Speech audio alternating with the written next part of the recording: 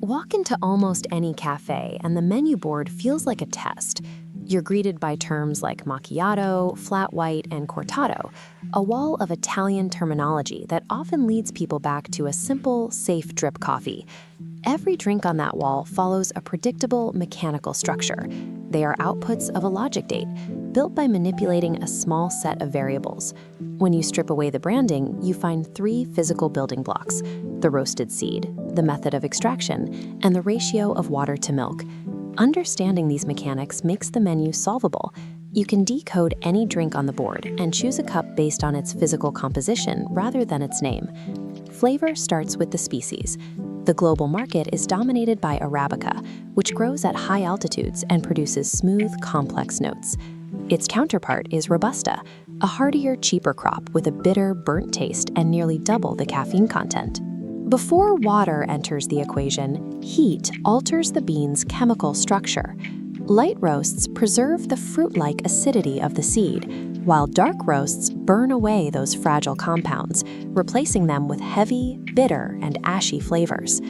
To get these flavors into a cup, you need extraction. This is the process of using water, heat, and time to dissolve the roasted compounds and pull them into a liquid state.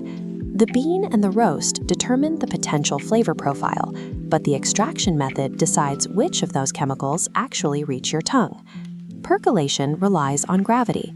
Water falls through the grounds and a paper filter, which catches the physical solids and heavy oils. This produces a beverage with high clarity and a clean, light texture.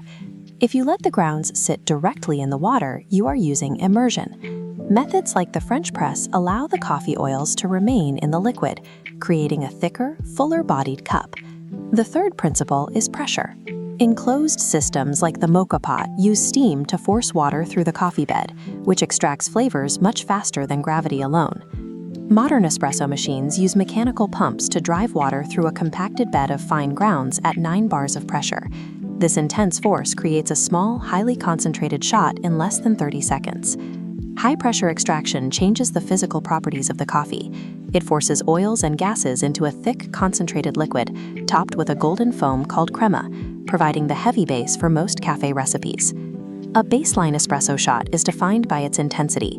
It is a dense, small-volume concentrate that serves as the starting point for the rest of the matrix. Changing the water-to-coffee ratio shifts the flavor.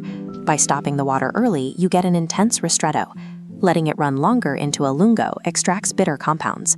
The Americano uses a different logic. By adding hot water after brewing, you dilute the intensity to match standard drip coffee, without extra bitterness.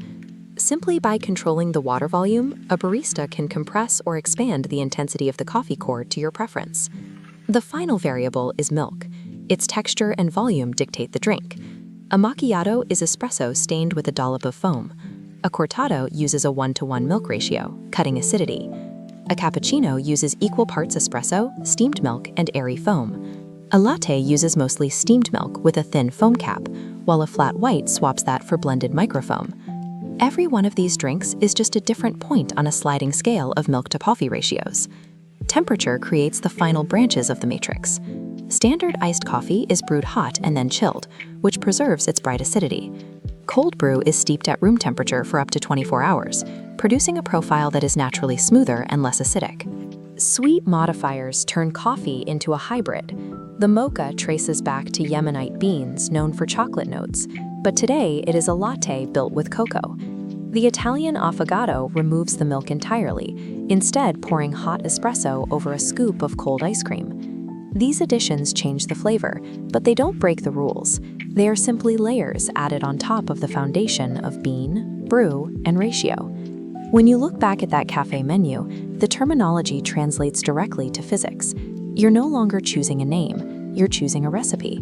You can order based on the specific concentration and texture you want, whether that's the clarity of a pour-over, the intensity of a ristretto, or the balanced ratio of a cortado. Understanding the mechanics of the bean, the brew, and the ratio turns the menu into a toolkit. It allows you to navigate any coffee shop by focusing on the specific variables that suit your taste.